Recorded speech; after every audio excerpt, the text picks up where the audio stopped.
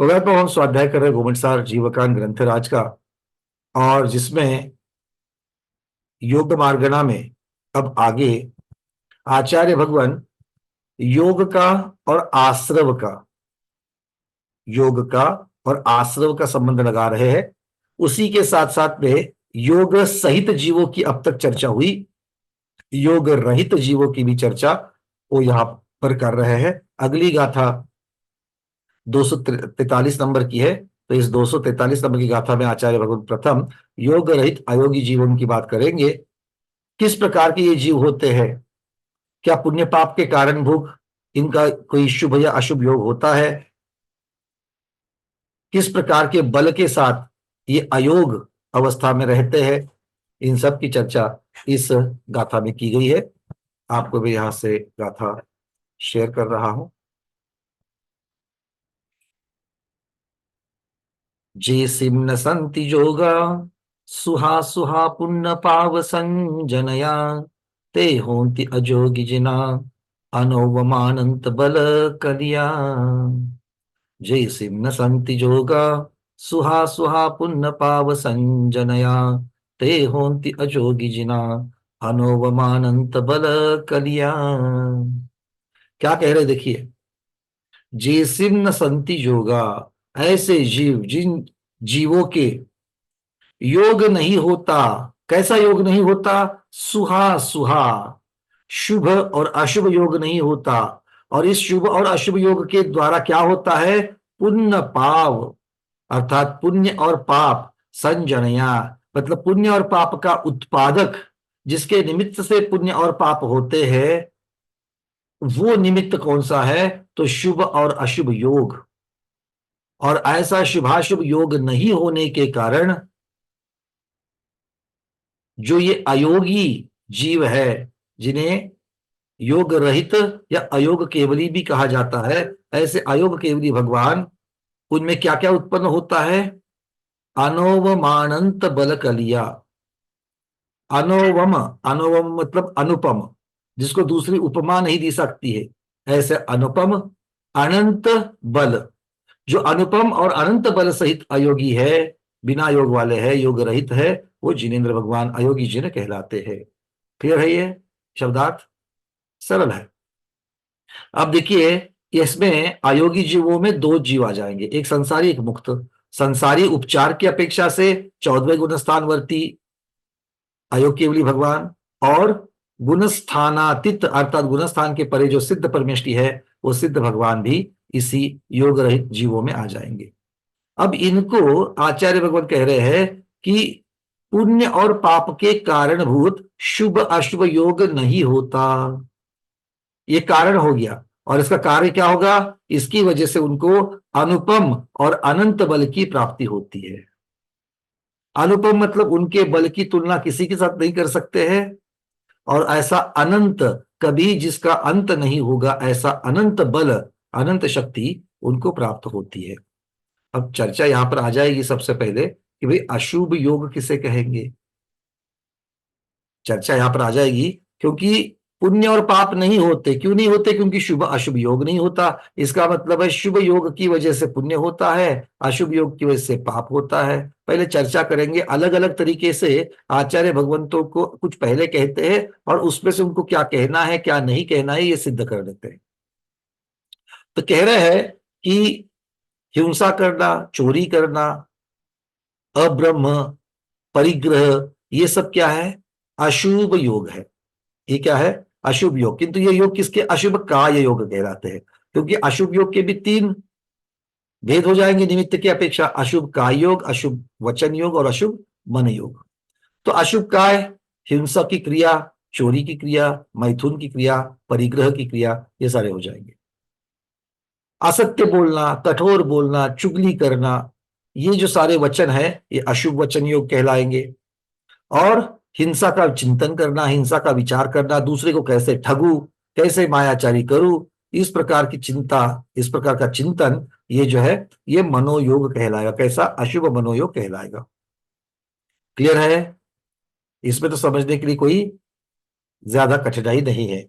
अब शुभ योग किसे कहते हैं, कौन कौन से शुभ योग है, इनसे उल्टे कर लो। ब्रह्मचर्य, ब्रह्मचर्य का पालन करना ये शुभ का योग है।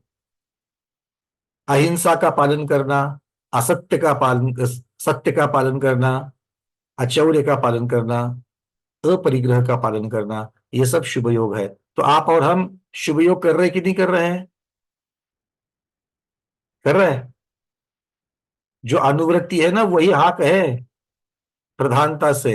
नियम पूर्वक उन्होंने तो पाप को दूर किया है, अवृत्ति ने नियम पूर्वक पाप को दूर किया है क्या? नहीं। हाँ, तो दूसरे क्रमांक पर आ जाएंगे, इस प्रकार से समझ लेना। ठीक है, चलिए।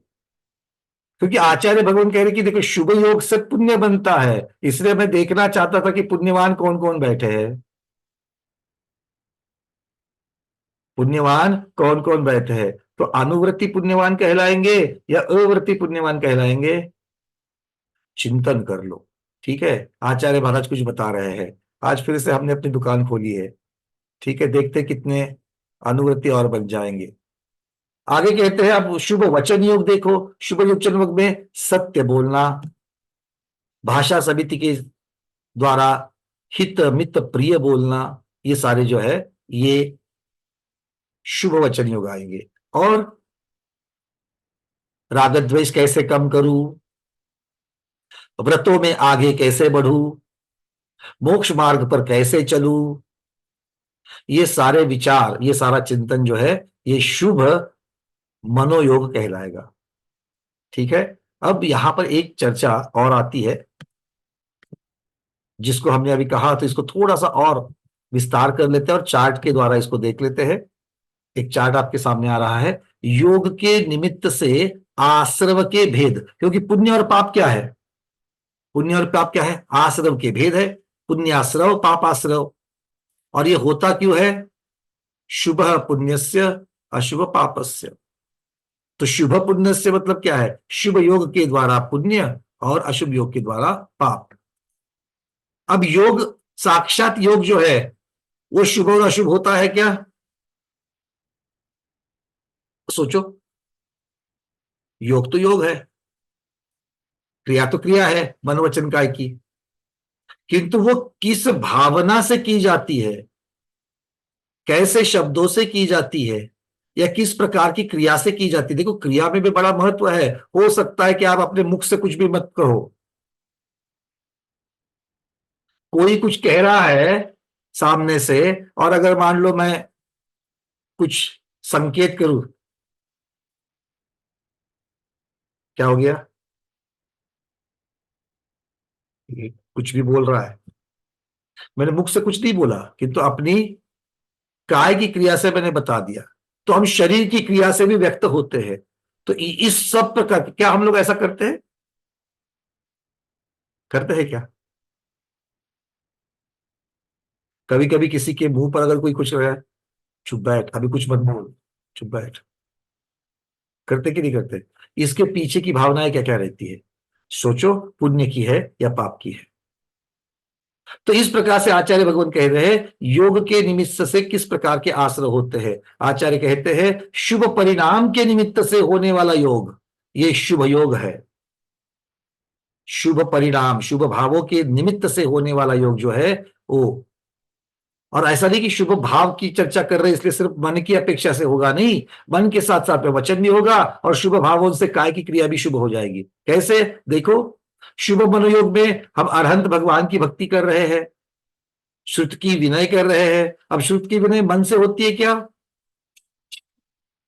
श्रुत की विनय मन से होती है कि नहीं होती है? अरे बहुमानाचार कहां से करोगे?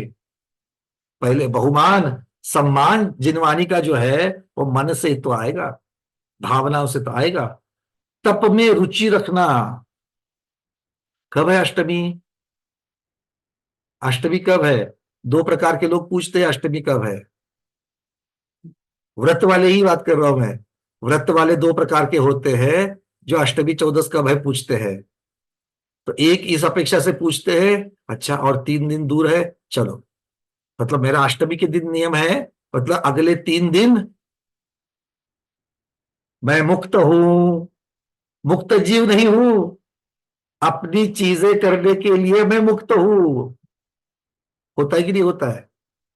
जो अव्रती है, अष्टमी चौदस को रात्रि भोजन का त्याग करता है और कहीं जाना है, कुछ प्लानिंग करना है, तो क्या करेगा? अच्छा, अष्टमी परसों है क्या, इसका मतलब परसों मुझे पिकनिक प्लान नहीं करनी पड़ेगी।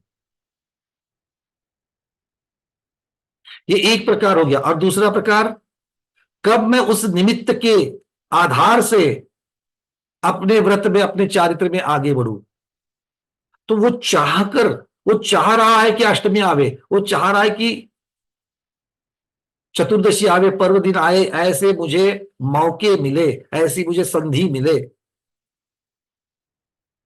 और दूसरा, वो जल्द से जल्द ना आए तो अच्छा, इस भावना से उसकी तरफ देख रहा है। तो देखो शुभ परिणाम कौन से है। तो तप की रुचि होना, यहां पर तप की क्रिया नहीं कह रहे हैं मन की अपेक्षा से, तप की रुचि की अपेक्षा से मनोयोग जो हो रहा है वो शुभ योग है। रुचि होनी चाहिए। शुभ वचन योग कैसे कहा गया है? सत्य, हित, मित, प्रिय वचन बोलना, जिनेन्द्र भगवान की साक्षात स्तुति करना, धर्म का उपदेश देना, ये जो है ये सब शुभ वचन योग है। और शुभ का योग, अहिंसा का पालन करना। अहिंसा का पालन कैसे करोगे? जल गालन करते हुए करोगे, कोई किसी को मार रहा है तो उसको बचाओगे, ये सब काय की क्रिया के साथ में हम लोग अहिंसा का पालन करेंगे। आचौर्य का पालन कैसे करेंगे? शरीर के द्वारा। शरीर के द्वारा आचौर्य का पालन कैसे करोगे? कोई चीज असावधानता से उठाई है, समझ में आ गया तो वापस जगह पर रख दी, चिंतन तो हुआ, शुभ योग मनोयोग का हुआ, किंतु वापस वो वस्तु अपनी जगह पर रख करके जो मेरे स्वामित्व में नहीं है, तो काय के द्वारा भी तो शुभ क्रिया हुई कि नहीं हुई? हो गई। इसी प्रकार ब्रह्मचर्य का पालन करना, इसी प्रकार जिनेन्द्र भगवान की पूजन अर्चन करना, मुनि महाराज को आहार दान देना, विहार में साथ में चलना, वैयावृत करना, ये सारे जो है ये शुभ का योग है। और सारी चीजें मुनि महाराज और माता जी की अपेक्षा से ही करने की जरूरत नहीं है, वृत्ति प्रतिभाधारी की भी तो कर सकते हैं। कर सकते कि नहीं कर सकते हैं? जहां पर मुनि महाराज नहीं आते, माता जी नहीं आते, वो क्षुल्लक क्षुल्लिकाएं तो आते हैं, तो उनको भी तो सम्मान, यथा योग्य सम्मान के साथ में सारी क्रियाएं करनी चाहिए। आगे चलते हैं अशुभ योग की तरफ। अशुभ परिणाम के निमित्त से होने वाला योग, अब इसके उल्टे कर लो। मन में ईर्ष्या आ रहे हैं, हिंसा के विचार आ रहे हैं, ये अशुभ मनोयोग हो जाएगा। असत्य बोलना, कठोर वचन योग बोलना, असभ्य वचन बोलना, ये सारे अशुभ वचन योग हो जाएंगे। और साक्षात पाप कार्य करना, ये अशुभ का योग कहलाएगा। तो ये शुभ परिणामों के निमित्त से होने वाला जो योग है, जो आत्मा का परिस्पंदन है, उसकी वजह से पुण्य कर्म प्रकृति का आश्रय होगा। योग से किसका आश्रय होता है? प्रकृति और प्रदेश। प्रदेश किसे कहेंगे? जल्दी जल्दी, प्रदेश किसे कहेंगे? अरे बताओ तो सही, उत्तर प्रदेश है, मध्य प्रदेश है, ये कितने, हिमाचल प्रदेश है, कितने सारे प्रदेश आपके आजू बाजू में है, नहीं? अच्छा, नहीं, ठीक है। सुनीता दीदी, प्रदेश किसे कहेंगे? नमोस्तु महाराज जी, वंदना भैया।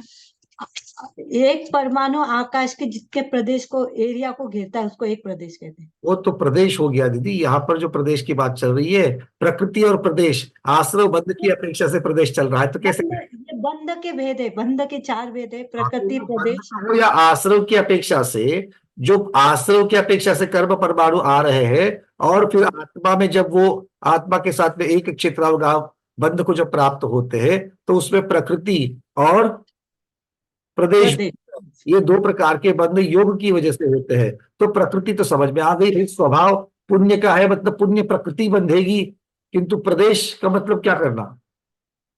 प्रदेश यानी कितने एरिया तक के वो। एरिया नहीं कहेंगे, यहाँ पर ऐसा शब्द लगाएंगे कितनी संख्या में, क्वांटिटी। ठीक है, इस प्रकार से इसको ले लेंगे। चलिए, बहुत बढ़िया। तो इस प्रकार से आचार्य भगवान कह रहे हैं, शुभ परिणाम के निमित्त से होने वाला योग, वो जो परिस्पंदन है, वो पुण्य प्रकृतियों को खींचेगा प्रधानता से, वो पुण्य प्रकृति को खींचेगा। और अशुभ परिणाम के द्वारा किया हुआ योग पाप प्रकृति को खींचेगा प्रधानता से।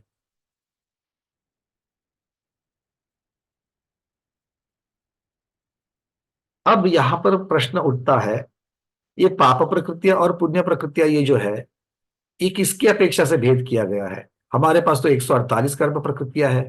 तो आचार्य भगवान कह रहे हैं यहां पर घाती कर्म नहीं, अघाती कर्म की अपेक्षा से वर्णन चल रहा है। किसकी अपेक्षा से? अघाती कर्म। क्यों? कहते हैं घाती कर्म की सभी प्रकृतियां पाप प्रकृतियां ही है। घाती कर्म की सभी प्रकृतियां पाप प्रकृतियां ही होती है। तो फिर उसमें पाप और पुण्य का कोई विभाग ही नहीं होगा। तो पाप और पुण्य का विभाग कहां पर होगा? मुख्यतः से अघाती कर्म प्रकृतियों में होगा। ठीक है, चलिए। घाती प्रकृतियों की संख्या कितनी होती है? कौन बताएगा? निर्मल छाबड़ा जी। घाती कर्म की प्रकृतियां कितनी होती है? 4। वो घाती कर्मों की 4। कहाँ से 4? और फिर 4 के उत्तर भेद? ज्ञानावरण, दर्शनावरणी, भेद मोहनी है और अंतरा है। कि अगर भेद करेंगे तो कितनी संख्या हो जाएगी? ज्ञानावरणी ज्ञानावरणी के 5, दर्शनावरणी के 9, मोहनी के 28 और अंतराय के 5। बहुत बढ़िया। और इसको आप टोटल करके बता दीजिए। 47 प्रकृति। 47।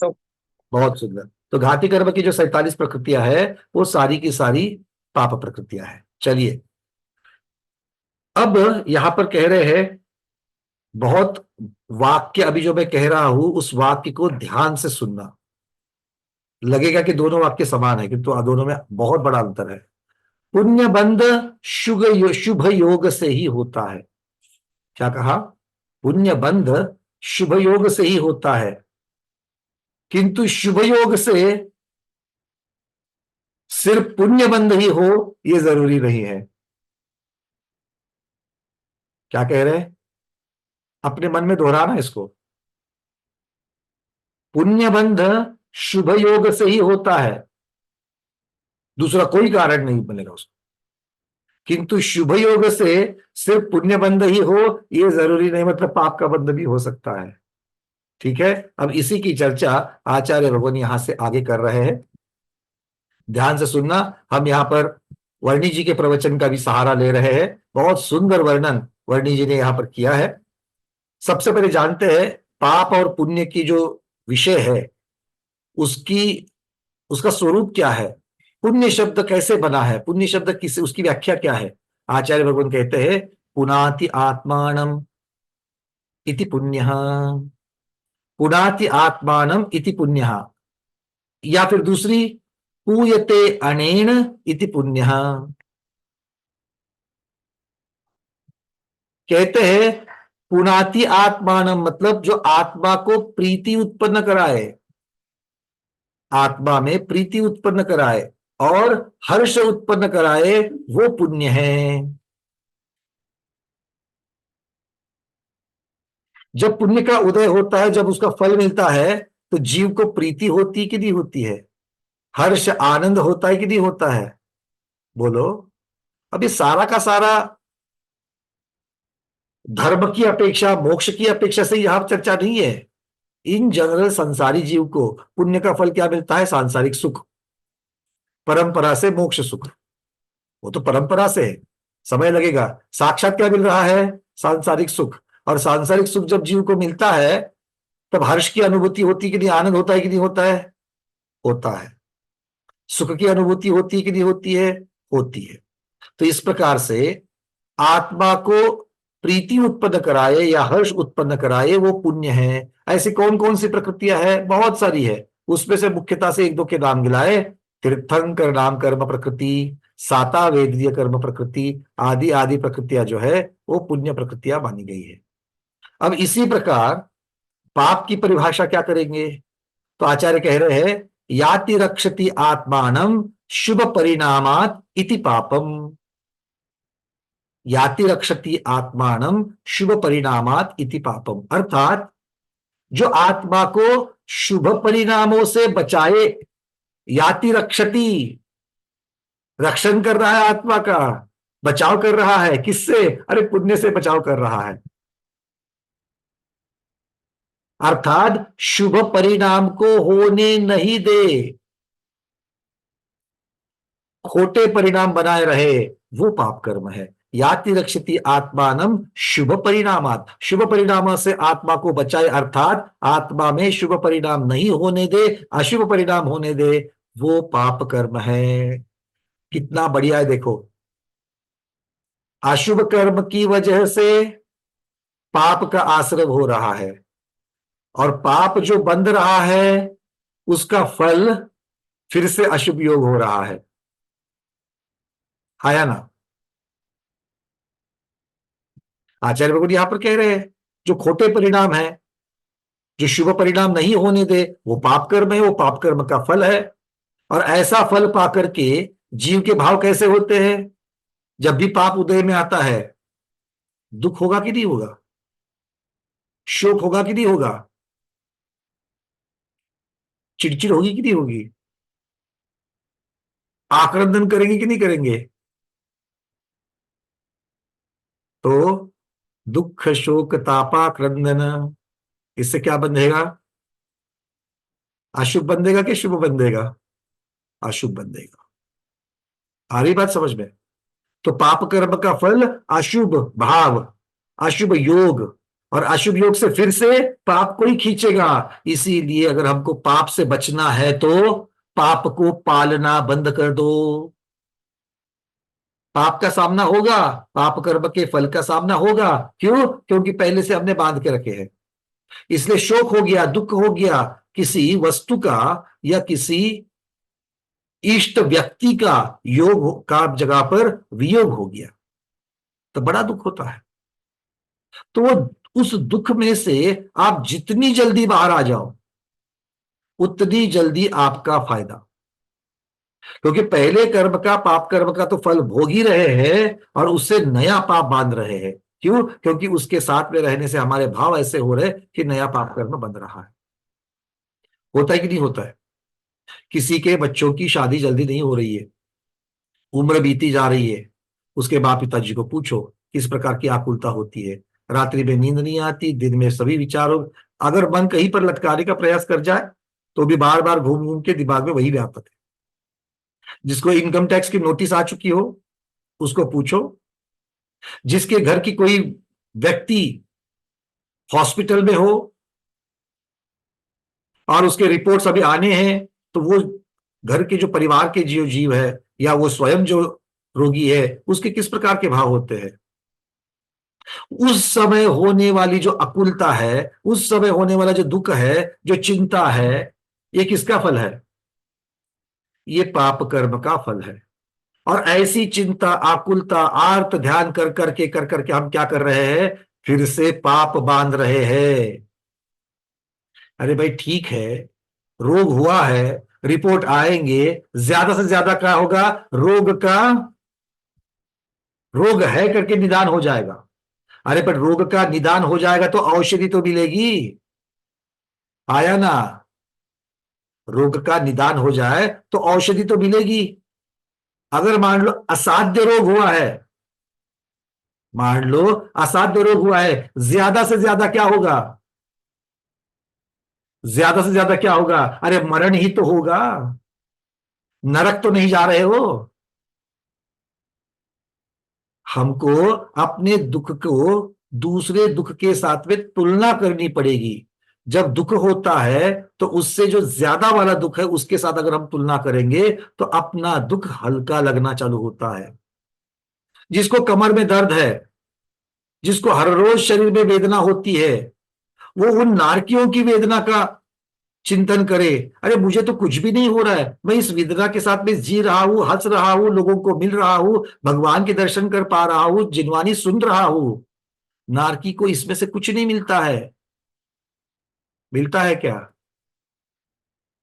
तो क्यों हम अपने दुख को इतना दुखड़ा छाती को लगा करके रखते हैं? जितना लगा के रखोगे वो उतना और खींचेगा। जितना दुख को पालोगे, पाप को पालोगे, उतना ही वो वापस और पाप को या दुख को खींचेगा। दुख दुख को खींचता है, ये समझना। और जब सांसारिक सुख मिल रहा है तब सांसारिक सुख में हम फूले नहीं जाना, हम उसके साथ बह नहीं जाना, अपने पांव जमीन पर रखेंगे। अपने पांव जमीन पर रखेंगे, क्योंकि पुण्य है ना, बड़ा धोखादायक होता है। पुण्य बड़ा धोखादायक होता है। अगर हम पुण्य और पाप की चर्चा करें तो जीव भली देर के साथ में हो किंतु पाप का फल भोगते हुए भगवान को याद करता है।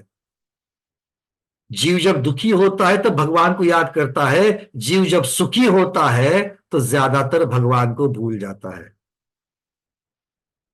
देखो अपना पूरा जीवन निकाल करके देखो, हमने ज्यादातर क्या किया है अपने जीवन में, हाँ या ना? तो इस प्रकार से आचार्य भगवान यहां पर कह रहे हैं पुण्य और पाप। अब बहुत बार लगता है कि चूंकि यहां पर प्रकरण मोक्ष मार्ग का है, संसारी जीव से मुक्त होने की अपेक्षा से है, तो यहां पर एक बात कह रहे हैं, भले पुण्य कितना भी चाहो, भले पुण्य कितना भी अच्छा लगता हो, भला पुण्य का फल कितना भी आत्मा में प्रीति और हर्ष उत्पन्न करता हो, किंतु वो है तो बेड़ी के समान। भले वो सोने की बेड़ी हो, किंतु आपको पारतंत्र में ही तो लटकाएगी। पुण्य कर्म प्रकृति या भले तीर्थंकर कर्म प्रकृति का क्यों ना बंद हुआ हो। अब बताओ, श्रेणिक महाराज को तीर्थंकर प्रकृति का बंद हुआ है, 84,000 वर्ष तक रुक करके फिर जो भी 100 120 ज्यादातर जो भी आयु मिलेगी उन वर्षों की, तब तक उस शरीर में रहना ही पड़ेगा या नहीं पड़ेगा? अगर वो चाहे कि नहीं मैं उसके पहले मुक्त होना चाहता हूं, तो क्या मुक्त हो सकता है? नहीं। तीर्थंकर प्रकृति के साथ में जो जो चीजें होनी होनी तो होनी ही होनी है, वो तब तक अटकाएगा ही अटकाएगा। भले आपने देव की आयु बांधी, पुण्य प्रकृति है, देव की आयु बांधी, किंतु देव की आयु बांधी, जब तक देव की आयु बंधी है, आप व्रतों को धारण कर सकते हो, आप संयम को धारण कर सकते हो, आप मोक्ष जा सकते हो नहीं। अरे सर्वार सिद्धि, सब लोग इतनी प्रशंसा करते हैं, सर्वार सिद्धि सर्वार सिद्धि सर्वार सिद्धि। सर्वार सिद्धि के देव को 33 सागर तक रुकना पड़ता है, और उसके पहले सौदरभद्र महाराज मोक्ष चले जाते हैं। सौदरभद्र महाराज ज्यादा से ज्यादा 2 सागर, इनको 33 सागर वहां बैठता है। अगर आपको चॉइस दी जाए, मैं मोक्ष जाना चाहता हूं, 2 सागर में जाने की एक चॉइस है, और दूसरी चॉइस है 33 सागर के बाद, कौन सी वाली लोगे? 2 सागर वाली लोगे ना? क्यों? वो तो पुण्य है, सर्वार सिद्धि जाना तो महापुण्य है। भले भले नहीं जा सकते हैं, नियम से सम्यक दृष्टि ही जाते हैं, सम्यक के साथ रहते हैं, सम्यक से च्युत नहीं होते हैं। नहीं, हम जल्दी जाना चाहते, तो ये सिद्ध होता है। अगर हम मुक्तता की बात करें, हम लोग जब सिद्ध परमेष्टि सिद्ध पर्याय को पाने की बात करें, तो पुण्य कर्म भी हमारे मोक्ष मार्ग में रोड़ा है, बाधक है, आया ना? हाँ। तो यहां कहते हैं, शंकाकार यहां पर कह रहे हैं, जैसे बेड़ी चाहे सोने की हो अथवा लोहे की। पुण्य को कह रहे हैं सोने की बेड़ी, और पाप को कह रहे हैं लोहे की बेड़ी। उस बेड़ी के प्रयोग से परतंत्रता होना, यह इससे समान ही पाया जाता है। बेड़ी तो बेड़ी होती है, किसी भी क्यों ना हो, पिंजरा तो पिंजरा ही है, भले सोने का हो या लोहे का हो, तो जकड़ कर ही रखेगा। तो फल तो बराबर ही रहा, पुण्य भी परतंत्रता का कारण रहा और पाप भी परतंत्र का कारण रहा, क्योंकि पुण्य फल में भी संसार में ही रहना पड़ता है, और पाप के फल में भी संसार में ही रहना पड़ता है। तो निमित्त समान ही रहा। वास्तविकता पर ध्यान दे तो दोनों का निमित्त भूत जो योग है वो एक समान ही है। मतलब आपने इतनी देर तक जो कह रहे कि शुभ योग अशुभ योग, इससे पुण्य बंधेगा इससे पाप बंधेगा, पर दोनों भी शुभ योग हो या फिर अशुभ योग हो, दोनों भी योग हमें संसार में रोक के रखने का ही काम कर रहे हैं। तो दोनों में हमें फायदा क्या? दोनों से हमें फायदा क्या? दोनों के निमित्त तो समान ही है। तो आप शुभ को हो या अशुभ को, हमको तो पारतंत्र में ही रहना पड़ेगा, संसार में ही रहना पड़ेगा। ऐसी जब चर्चा चलती है, तब आचार्य भगवान यहां पर कह रहे हैं, हाँ एक दृष्टि से तो ऐसा ठीक है, एक दृष्टि से देखा जाए तो ये आप जो कह रहे हैं वो ठीक है, किंतु इष्ट और अनिष्ट का निमित्त होने से उन दोनों में भेद है। क्या कह रहे हैं? इष्ट और अनिष्ट का, पुण्य में इष्ट का संयोग होता है तभी तो प्रीति होती है, हर्ष होता है, और दुख में इष्ट का वियोग होता है, इसीलिए तो दुख होता है, आया ना? तो कहते हैं कि इष्ट और अनिष्ट का निमित्त होने से उन दोनों में भेद है। पुण्य कर्म तो इष्ट गति देता है, इष्ट जाति देता है, इष्ट शरीर देता है, इष्ट इंद्रिय विषय आदिक का निर्माण करने वाला होता है कि नहीं होता है? भाई मनुष्य गति मिलना, मनुष्य आयु मिलना, पंचेंद्रिय जाति मिलना, संगी नाम कर्म का होना, ये सब पुण्य है कि नहीं है? बिल्कुल पुण्य है। और ये इष्ट है, हम जो चाहते हैं वो इष्ट पुण्य देने वाले हैं। और इसी के साथ में अनिष्ट गति प्रदान करने वाला, जैसे नरक गति, जाति स्थावर आदि की जाति या विकलत्रय की जाति, 2 इंद्रिय से 4 इंद्रिय वाले शरीर, ऐसा शरीर वैक्रयिक तो है किंतु रोगी नारकी का शरीर मिलना, ये सब जो है ये अनिष्ट, अच्छे नहीं लगने वाले, जिसमें प्रीति ना उत्पन्न हो, ऐसे विषय को रचने वाला है, ऐसे विषय को, ऐसे फल को प्रदान करने वाला है, ये उनमें भेद है। शुभ है योग तो पुण्य का आश्रय करता है, और अशुभ योग है वो पाप का आश्रय करता है। कहते हैं योग के शुभ और अशुभ भेद किस कारण से होते हैं, शंकाकार पूछ रहा है। भाई ठीक है, समझ में आ गई बात। अब बता दीजिए कि योग का जो शुभ और अशुभ भेद जो है वो किस कारण से होता है। तो आचार्य कह रहे हैं कि जो योग शुभ परिणाम के निमित्त से हो वो शुभ है, और अशुभ परिणाम के निमित्त से वो अशुभ हो। जैसे पहले कहा था यही कह रहे हैं। देखो आपको पीडीएफ में कई कई चीजें 2-2 बार दिखेगी। तो एक टेक्स्ट का जो संकलन है, आचार्यों के वाक्य है वो, और उससे जल्द से जल्द समझ में आने के लिए चार्ट के माध्यम से कुछ बनाया हुआ है, उसी का सार रूप में। तो आपको लगेगा ये डबल डबल, डबल नहीं है, ये सार रूप में रिवीजन करने के लिए इजी होता है। आगे प्रश्न पूछा, जो शुभ कर्म का कारण है वो शुभ योग है, और जो अशुभ कर्म का कारण है वो अशुभ योग है। ऐसा क्यों नहीं कहा? ऐसा कहा क्या उन्होंने? पहले क्या कहा? शुभ परिणाम के निमित्त से जो हो वो शुभ है, और अशुभ परिणाम के निमित्त से जो हो अशुभ है, योग। ऐसी परिभाषा रखी। तो शंकाकार पूछा है, इतना टेढ़ा करने से अच्छा था सीधा बोलते, जो शुभ कर्म का कारण है वो शुभ योग है, और अशुभ कर्म का कारण है वो अशुभ है। लग रहा है कि नहीं लग रहा है? बहुत बार हम, मैं जैसे कल भी बताया था कि जिज्ञासा जब उठती है तो लगता है कि प्रश्नकर्ता जो है, शंकाकर्ता जो है वो सही बोल रहा है, हम भी तो यही सोचते हैं। तो आचार्य भगवान इसका उत्तर दे रहे हैं। वो कहते हैं कि नहीं, अगर ऐसा लक्षण किया जाएगा तो शुभ योग हो ही नहीं सकता है।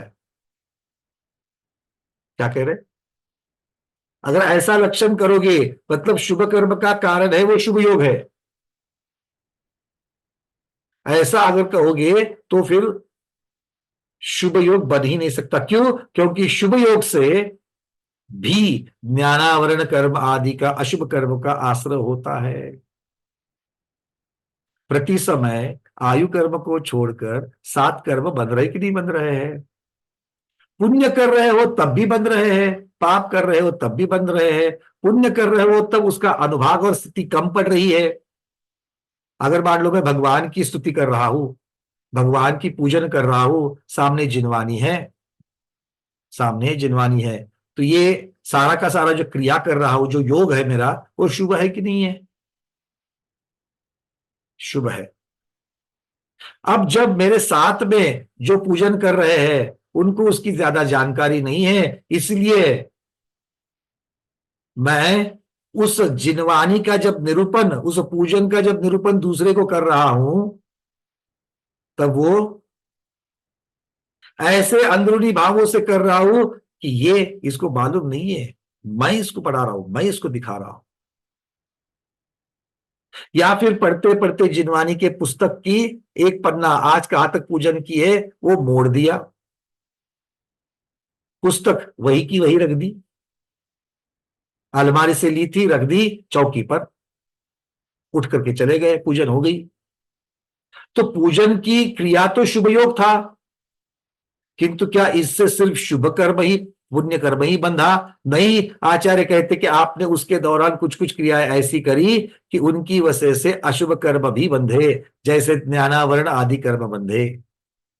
तो क्या पुण्य की क्रिया, शुभ योग सिर्फ और सिर्फ शुभ कर्मों का ही आश्रय करा रहा है? नहीं, वो पाप कर्म का भी आश्रय करा रहा है। क्योंकि जब प्रति समय हमारे कर्म का आश्रय हो रहा है, उसमें पाप और पुण्य दोनों का हो रहा है। भले किस प्रकार का योग है उस प्रकार के कर्म का आश्रय ज्यादा हो, उसके प्रतिपक्षी का कम हो, किंतु होगे तो दोनों प्रकार के आएंगे।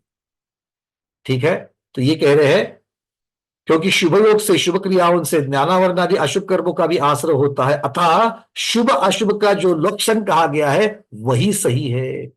क्या कहा गया? जो योग शुभ परिणाम के निमित्त से हो वो शुभ है। मतलब शुभ करोगे तो शुभ बंधेगा, किंतु शुभ करोगे तो शुभ ही बंधेगा, ये नहीं होगा। अर्थ मिल रहा है कि नहीं मिल रहा है? शब्द वही है, बस एक ही लगा रहे हैं। शुभ योग से पुण्य बंधेगा, शुभ क्रिया से पुण्य बंधेगा, किंतु शुभ क्रिया से पुण्य ही बंधेगा ये नियम नहीं है। आ रही है बातें समझ में? हाँ, ये महत्वपूर्ण बात आचार्य भगवान हमको यहां कह रहे हैं। इसलिए जो लक्षण बनाया है, क्या लक्षण बनाया है? जो शुभ कर्म के शुभ परिणामों के निमित्त से हो वो शुभ है, ऐसा आचार्य भगवान यहां पर कह रहे हैं। आगे कह रहे हैं, शंकाकार एक शंका उठा रहा है, जब शुभ परिणाम होते समय घातिया कर्मों का बंध होता ही रहता है, तो फिर आपने विभाग ऐसे क्यों कहे? ये तो गलती है, ये तो गलत हो गया विभाग करना।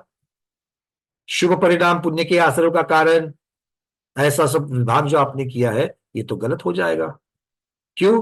क्योंकि शुभ परिणाम हो रहे तब भी घाती कर्म का बंध हो रहा है ज्ञानावरण आदि के। तब आचार्य भगवान कहते हैं ये पुण्य पाप की जो चर्चा है वो मुख्यता से आघातिया कर्म की दृष्टि से समझना। हाईलाइट कर रहे हैं वाक्य को। शुभ पुण्यस्य अशुभ पापस्य, ये जो सूत्र दिया गया था तत्वार सूत्र में भी, इसका जो भावार्थ है वो ये है, ये अघाती कर्म की अपेक्षा से चर्चा है। मतलब अब अघाती कर्मों में जो पुण्य प्रकृतियां है उनके आश्रय का कारण, क्या कह रहे हैं? अघाती कर्मों में जो पुण्य है उनमें आश्रय का कारण अशुभ योग है, अथवा शुभ योग पुण्य का ही कारण है, ऐसा नहीं कह रहे हैं। किंतु ये निश्चय करना कि शुभ योग ही पुण्य का कारण है, इससे ये भी बात आ गई कि शुभ योग होते हुए भी घातिया कर्मों का, पाप कर्मों का आश्रय हो सकता है। अब तक जितनी चर्चा करी वही आचार्य भगवान यहां पर कह रहे हैं कि शुभ योग से पुण्य का आश्रय होता है, ठीक है, किंतु उससे ही जब लगा देंगे तो आपको एकांत नहीं बनाना है। क्लियर हो गई ये बातें? समझ में आ रही कि नहीं आ रही है? समझने की इजी है, सब लोग हाँ तो नहीं कह रहे। समझ में आ रही है? अगर नहीं आ रही तो हाथ ऊपर करना। एक मीनाक्षी दीदी का हाथ ऊपर है, हम बाद में चर्चा जरूर करेंगे। अब एक और यहां पर और भी सूक्ष्मता में जाकर के आश्रय और बंध की अपेक्षा से चर्चा कर रहे हैं। वो कह रहे हैं यदि शुभ पाप का और अशुभ पुण्य का भी कारण है, क्या कह रहे हैं? शुभ करोगे तो पाप भी थोड़ा बंधेगा और अशुभ करते हुए थोड़ा सा पुण्य भी बंधेगा। ये जो आगम में बताया है कि सब कर्मों का उत्कृष्ट स्थितिबंध उत्कृष्ट संक्लेश से होता है और जघन्य स्थितिबंध मंद संक्लेश से है, वो सब निरर्थक हो जाएगा। क्या कह रहे हैं? आपने दूसरी जगह पर जितना भी आपने सिद्धांत बनाए हैं, क्या सिद्धांत है? संक्लेश परिणाम अगर तीव्र है, तीव्र संक्लेश परिणाम से उत्कृष्ट स्थिति मतलब ज्यादा से ज्यादा स्थिति पड़ती है, और मंद संक्लेश से कम स्थिति पड़ती है, तो ये तो निरर्थक हो जाएगा। तो आचार्य इसका उत्तर दे रहे हैं नहीं, इसे अनुभाग बंध की अपेक्षा जानना, कर्म के फल की अपेक्षा से जानना। मतलब फल में मुख्य निमित्त अनुभाग बंध उसकी तीव्रता होता है। कितने ही कर्म परमाणु बंध जाए और कितनी ही स्थिति बन जाए, यदि उनमें अनुभाग विशेष नहीं है तो वो फल विशेष नहीं दे सकता। हमने बहुत बार इसकी चर्चा करी है। स्थिति ज्यादा है इसका अर्थ ये नहीं कि कर्म का फल तीव्र हो। एक ठंडी तेल की बूंद, एक ठंडी तेल की बूंद मेरे हाथ पर गिरी है, 1 घंटे तक रही, 1 घंटे तक स्थिति ज्यादा है, 1 घंटा, कुछ फर्क पड़ेगा मुझे? नहीं। क्यों? क्योंकि फल मंद है। उसका फल कैसा मिलने वाला है? वो ठंडा तेल है, तो उसका अनुभाग ठंडा है, अनुभाग जघन्य है, तो तकलीफ हुई क्या? नहीं। किंतु खौलता हुआ तेल है, 5 सेकंड के लिए मेरी त्वचा पर आ रहा है, बस 5 सेकंड, कम से कम स्थिति, 5 सेकंड के लिए आया, कितना तहलका मचाएगा। आया ना, आया 5 सेकंड के लिए, किंतु फल कैसा दिया, खौलता हुआ है। तो इसीलिए स्थिति की दीर्घता या स्थिति की लघुता, इसकी अपेक्षा से कर्म के पुण्य पाप या कर्म का सुख, कर्म फल का सुख और दुख, इसको नहीं आंकना चाहिए। तो कर्म के फल से मिलने वाला सुख और दुख ये मुख्यतः से कर्म के अनुभाग से, अर्थात कर्म के फल देने की शक्ति की अपेक्षा से कहना चाहिए, ये यहां पर कह रहे हैं। चारों प्रकार के बंधों में अनुभाग बंध बड़ा ही प्रबल बंध है। चारों बंधों में सबसे ताकतवर बंध कौन सा है, तो अनुभाग बंध है। अर्थात समस्त शुभ प्रकृतियों का उत्कृष्ट अनुभाग बंध उत्कृष्ट विशुद्ध परिणामों से होता है, और समस्त अशुभ प्रकृतियों का उत्कृष्ट अनुभाग बंध तीव्र संक्लेश परिणाम से होता है। पुण्य प्रकृति की ताकत सबसे ज्यादा किससे बंधेगी, संक्लेश परिणाम से या विशुद्ध परिणाम से? विशुद्ध परिणाम से, क्योंकि विशुद्ध परिणाम से ही पुण्य कर्म का फल ज्यादा होगा। हाँ या ना? पंकज जी, हाँ, जैसे मैं थोड़ा सा मैं पूर्ण कर लूं, फिर गुरुदेव आप बताए। बस 2 ही मिनट इसमें मैं बंद कर रहा हूं, इसको खत्म कर रहा हूं मैं। तो आचार्य भगवान यहां पर कह रहे हैं कि समस्त शुभ प्रकृतियों का उत्कृष्ट अनुभाग जो है, अनुभाग बंध जो है, वो उत्कृष्ट विशुद्ध परिणामों से होता है, फल जो मिलता है। अब वो यहां पर कह रहे हैं कि जैसे लोक में कोई पुरुष, कोई जीव है, वो बहुत तो उपकार करता है और थोड़ा सा अपकार भी कर दे।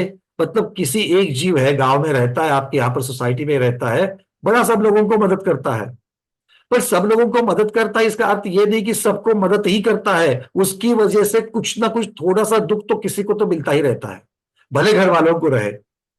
हमेशा जो बड़े बड़े महापुरुष हुए हैं, वो समाज की अपेक्षा, जग की अपेक्षा, लोक की अपेक्षा अगर देखेंगे तो उनका ओवरऑल सबको फायदा हुआ।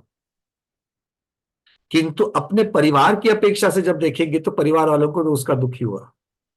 कितने बड़े बड़े चरित्र आप उठा करके देखिए, क्योंकि समाज का भला करने के लिए, वो समाज के लिए जितना समय दे रहा है उतना समय घर वालों को नहीं दे पाता, और घर वालों की अपेक्षाएं पूरी नहीं होती है तो घर वाले दुखी होते हैं। तो उसी जीव से कोई दुखी हो रहा है, भले ज्यादातर लोग सुखी हो रहे हैं किंतु कोई ना कोई तो दुखी हो रहा है, इस चीज का भी यहां पर कह रहे हैं। मतलब जैसे कोई लोक में कोई पुरुष बहुत तो उपकार करता है किंतु कदाचित थोड़ा अपकार भी कर दे, तो भी लोग उसको उपकारक ही मानते हैं। प्रधानता से क्या देखा जाएगा, उसके परिवार वालों को जो दुख हुआ है उसको नहीं देखा जाएगा, जो ज्यादातर उसने लोगों को सुख दिया है वही देखा जाएगा। ऐसे ही शुभ युग होने पर कुछ थोड़ा सा पाप कर्म भी बंध जाए तो भी चूंकि अधिक पुण्य का बंध है, इसीलिए प्रधानता से उसे पुण्य बंध का कारण कहा गया है। बात समझ में आ रही है? तो प्रति समय बंधने वाले कर्मों में शुभ योग के द्वारा ज्यादा पुण्य का बंध होगा, थोड़ा सा पाप का होगा। इस अपेक्षा से शुभ योग को पुण्य का आश्रव का कारण माना, पुण्य के बंध का कारण माना। ठीक है, बात समझ में आ गई? अशुभ कर्म जब हो रहे हैं, जब अशुभ योग हो रहा है, अशुभ क्रिया कर रहे हैं, तो प्रधानता से अशुभ कर्म प्रकृतियां बंधेगी, किंतु उसके साथ में थोड़ी शुभ भी बंधेगी, किंतु प्रधानता से अशुभ बंध रही है। इसीलिए वहां पर कथन किया कि अशुभ कर्म प्रकृतियां बंधने का आश्रव का कारण जो है वो अशुभ योग है। तो इनकी अपेक्षा से, अनुभाग की अपेक्षा से यहां पर वर्णन कर रहे हैं, ये आचार्य भगवान कह रहे हैं। ठीक है, चलिए। हाँ आचार्य जी, आप कुछ कह रहे थे। ये जो अनुभाग शक्ति जो बन, मेरे आवाज आ रही? हाँ गुरुदेव, आ रही है। ये जो अनुभाग शक्ति बनती है वो प्रकृति स्थिति और प्रदेश बंद के साथ ही होती है कि जब कर्म उदय में आकर के फलदान देने लगता है तो उस समय जीव के संक्लेश भाव अथवा समत्व भाव के अनुरूप अनुभाग शक्ति का जीव अनुभव करता है। जैसे कि एक मुनिराज के ऊपर उपसर्ग हो रहा है, लेकिन मुनिराज समता से शांति से उस उपसर्ग को सहन कर रहे हैं। अथवा किसी मुनिराज की खूब पूजा, प्रशंसा, स्तुति इत्यादि हो रहे, और उस समय भी मुनिराज समता का अनुभव कर, उसमें राग और हर्ष विषाद भाव का अनुभव नहीं कर रहे हैं। तो क्या अनुभाग शक्ति में वहां पर हीनादिकता इस परिणाम से होती है क्या? बहुत बढ़िया गुरुदेव, यहाँ पर 2 चीजों की अपेक्षा से सोचना पड़ेगा, एक बंध की अपेक्षा, एक उदय की अपेक्षा।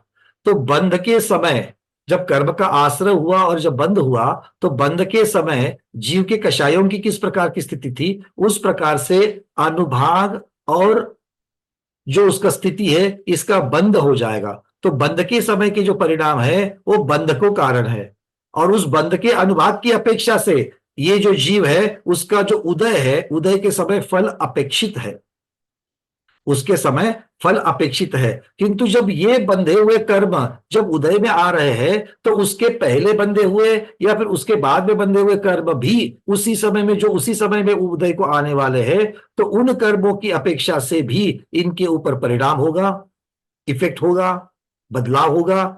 और उसी के साथ में जो बाह्य द्रव्य क्षेत्र भाव की, द्रव्य क्षेत्र काल भाव की जो उसको निमित्त मिलेंगे, उसकी अपेक्षा से भी उस कर्म के फल की तीव्रता या मंदता बढ़ जाएगी। अगर हम उदाहरण लेते हैं तो ऐसा समझ लेते हैं कि किसी को मात्र ऐसा इस प्रकार का बंध हो गया, इस प्रकार की कोई क्रोध आएगा, उसके लिए क्रोध बंधा, और उसके क्रोध की तीव्रता मान लेते हैं 70% क्रोध की तीव्रता बंधी, तीव्रता मतलब फल, तो 70% वाला क्रोध उसका बंधा।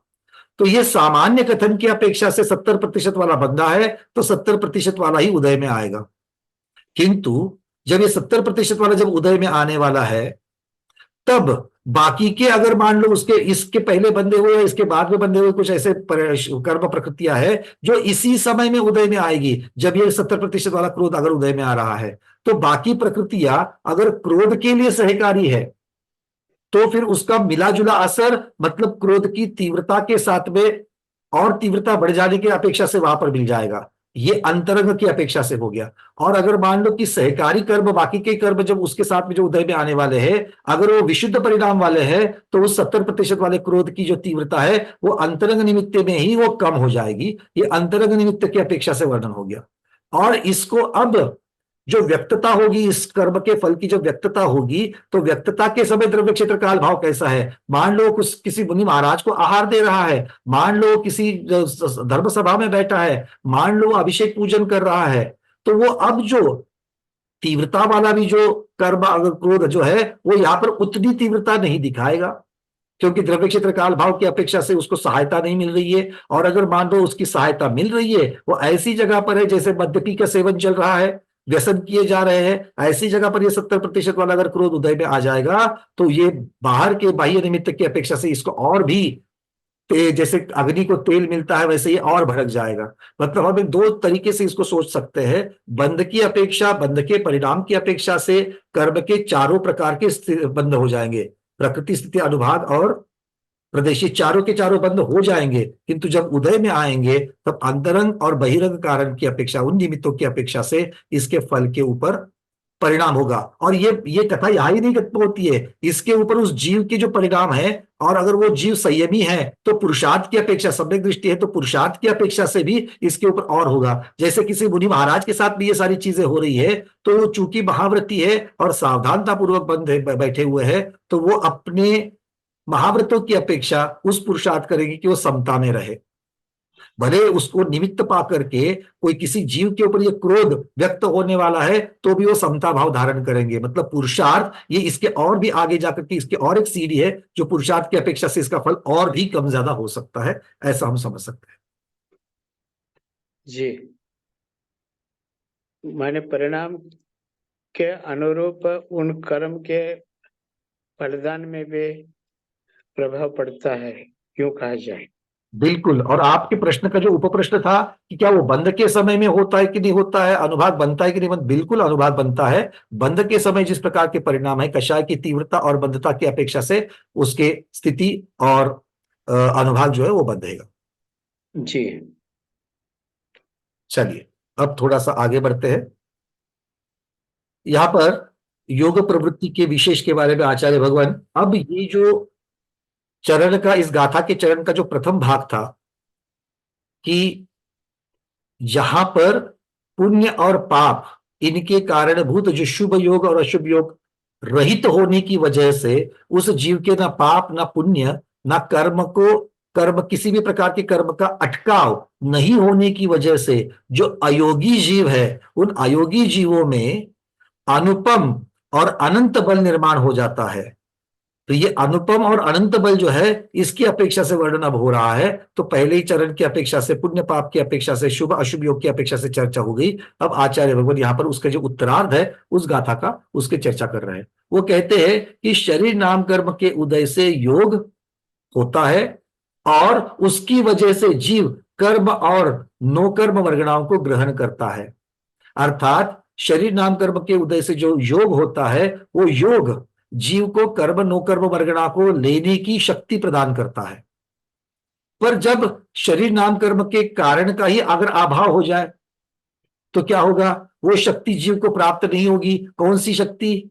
कर्म और न कर्म को खींचने की, उसको ग्रहण करने की शक्ति ही प्राप्त नहीं होगी। अर्थात जीव वहां पर कर्म और नो कर्म दोनों को ग्रहण नहीं करेगा।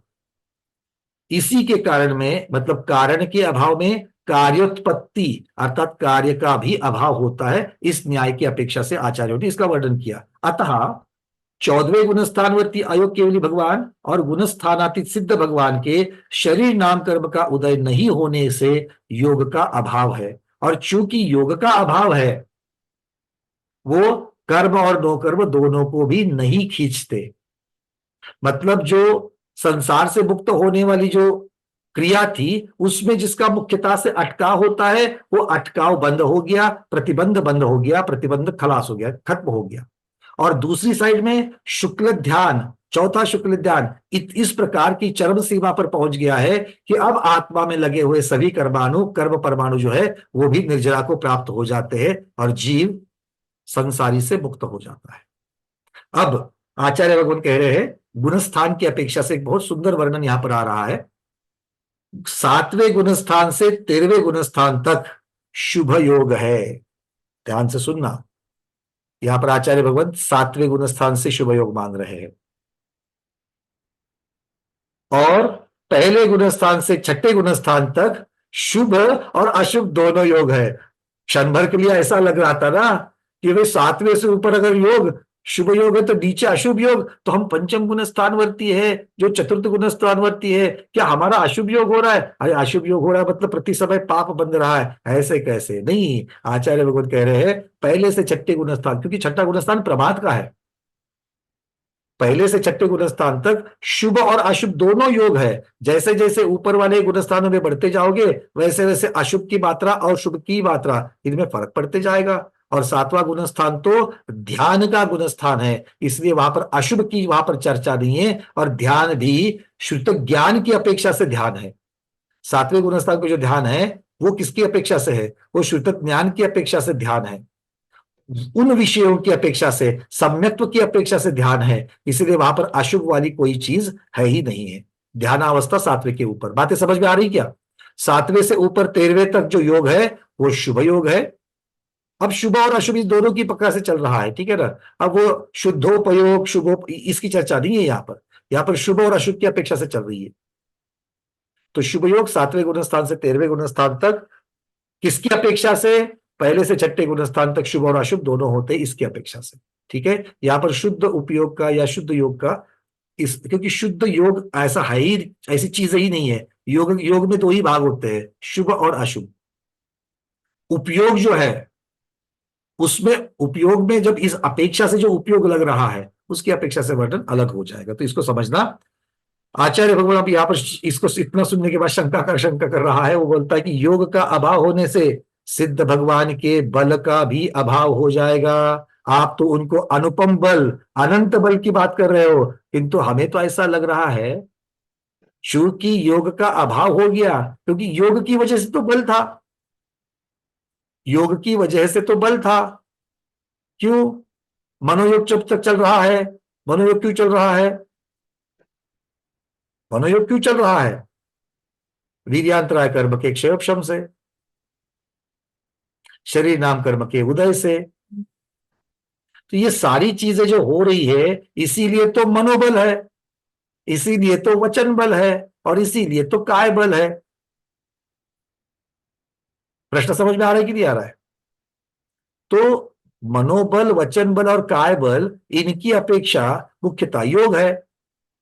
तो योग की अपेक्षा से ये बल है और आप कह रहे हो योग का अभाव हो जाएगा, बल का भी अभाव हो जाएगा, और ऐसे जीवों में तो अनुपम अनंत बल निर्माण हो जाएगा।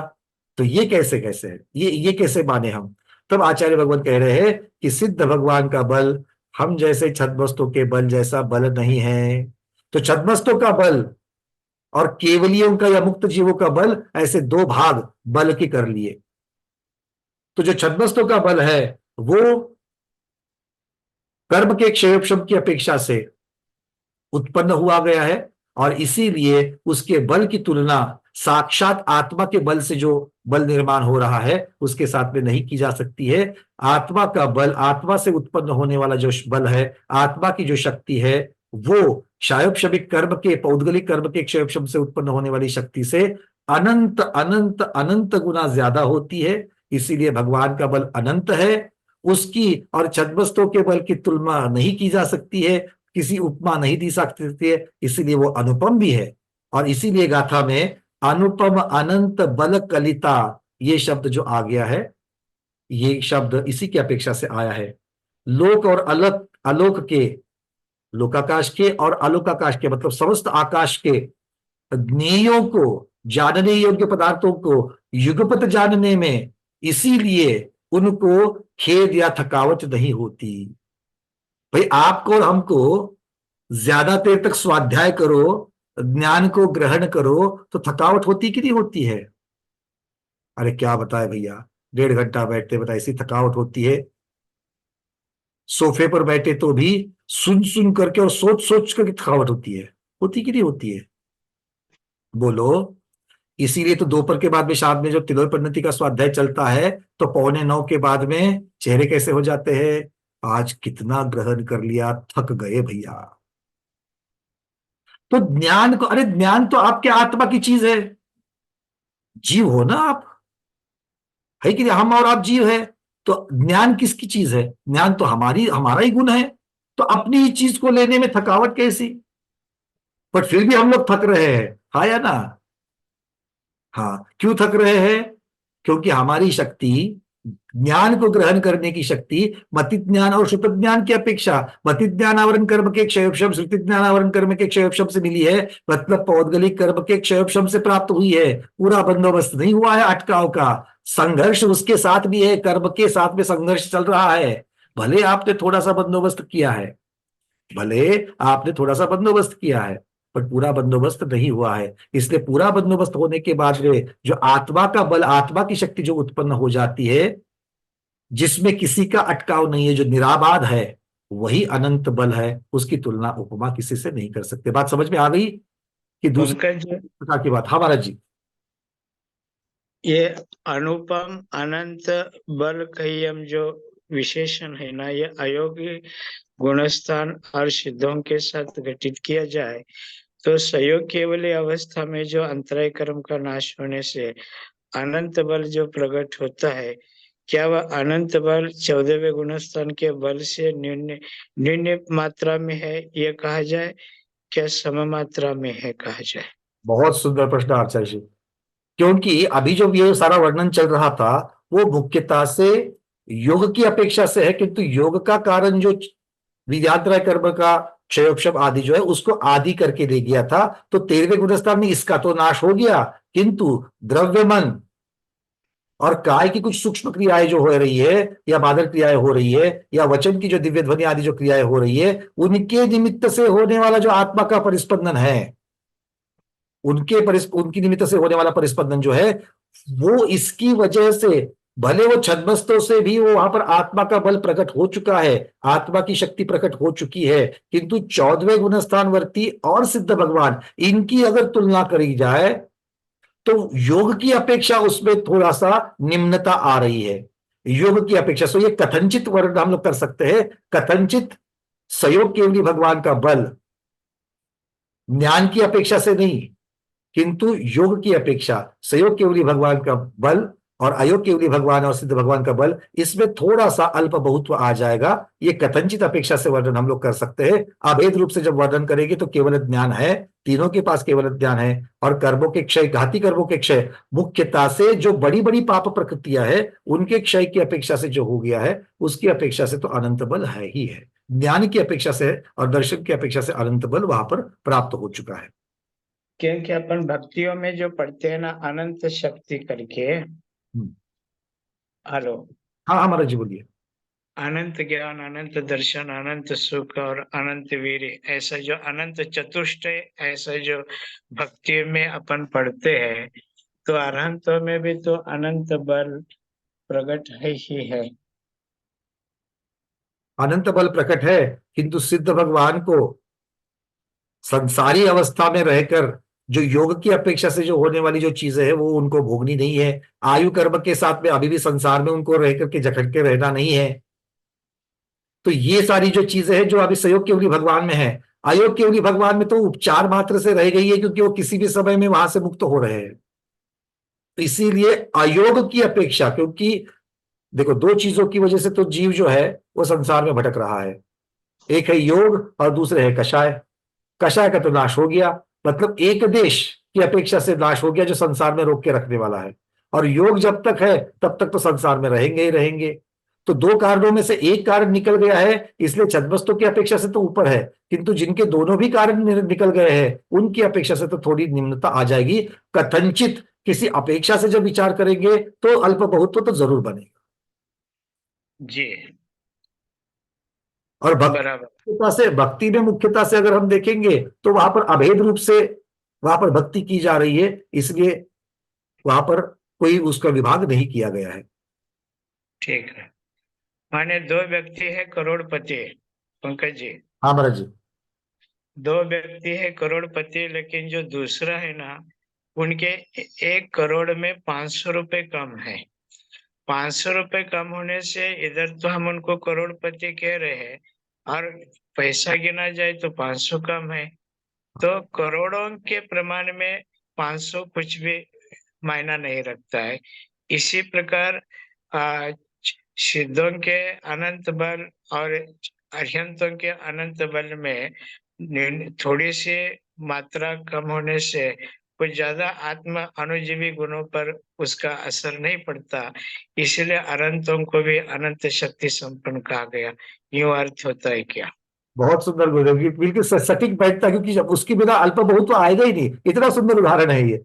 अभेद रूप से जब मोटा मोटी में प्रधानता से देखेंगे तो दोनों करोड़पति दिख रहे हैं, किंतु सूक्ष्मता में किसी अपेक्षा से अगर 1:1 चेक करना है तो इसमें 500 कम है। 500 कम है तो भैया अल्प बहुत तो बनेगा ही बनेगा, उस अपेक्षा से बनेगा।